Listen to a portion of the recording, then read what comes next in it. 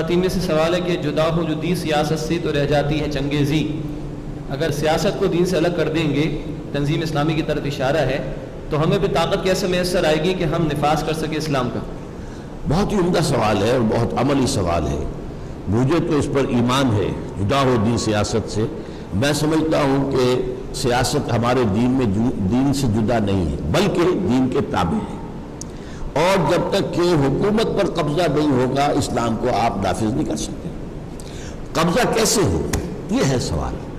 کیا ان الیکشن کے ذریعے سے ہو سکتا ہے؟ اب یہاں آپ کی آبادی ون مین ون ووٹ، ایک بہت بڑا عالم دین شیخ الحدیث ہے، اس کا بھی ایک ہی ووٹ ہے، اور ایک جاہل ہے کچھ اور جیسا کا بھی ہے، وہ فاسق بھی ہے فاجر بھی، اس کا بھی ایک ووٹ ہے. اور پھر یہ کہ ہمارے ہاں 70% ووٹر جو ہیں وہ جاگیرداروں اور زمینداروں کے انگوٹھے تلے بیٹھے ہوئے ہیں. تو یہاں پر الیکشن کے ذریعے سے یہ کام نہیں ہو سکتا، اور الیکشن سے کبھی انقلاب آیا ہی نہیں ہے. اور سیاست اصل میں آپ سمجھ لیجئے، سیاست صرف انتخابات کا نام نہیں ہے. سیاست کی میں تقسیم کیا کرتا ہوں، میری کتاب ہے استحکام پاکستان، اس میں میں نے وہ پوری تفصیل درج کی ہے.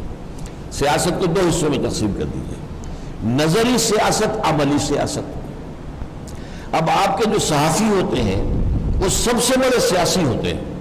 وہ سیاسی نظریات پھیلاتے ہیں، خاص نقطہ نظر پیدا کرتے ہیں، لوگوں کے اندر جو ہے وہ کسی ایک کے لیے ایک زمین ہموار کرتے ہیں. آج امریکہ پر جو چھوٹی سی اقلیت جو ہے یہودیوں کی جو قابض ہے وہ صحافت اور میڈیا کے ذریعے سے قابض ہے.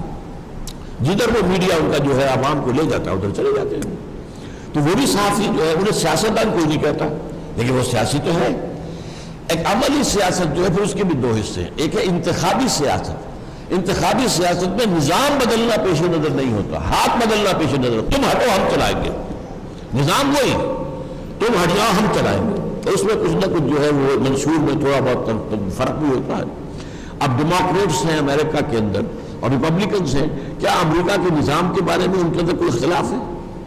نظام تو سب مانتے ہیں کہ تو وہ اب نظام میں اور آپ مانتے ہیں. اب آپ کہتے ہیں ہم بہتر چلائیں گے، آپ کہتے ہیں ہم بہتر چلائیں گے. اچھا بھائی ووٹ سے فیصلہ کر لو. لیکن نظام بدلنے کے لیے ہوتی ہے انقلابی سیاست. وہ اگر وہاں کمیونسٹ ہو اور وہ وہاں کا نظام بدلنا چاہے، وہ الیکشن پہ کبھی نہیں جائیں گے. الیکشن سے حاصل کچھ نہیں ہوگا. اس کے لیے جو سیاست ہے انقلابی سیاست، ہم اس میں ہیں. میں سمجھتا ہوں کہ باشعور مسلمان غیر سیاسی ہو ہی نہیں سکتا، ناممکن.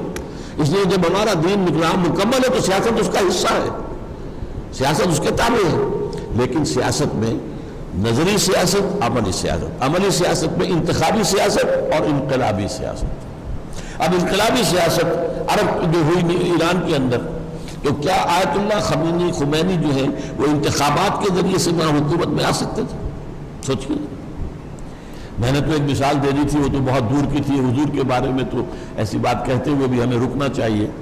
لیکن یہ تو ہمارے سامنے کی بات ہے. کیا الیکشن کے ذریعے آیت اللہ خمینی کی یہ حکومت قائم ہو سکتی تھی؟ یہ تو ہوئی ہے جانے دے کر، ہزاروں لوگوں نے جانے دی، تب قائم.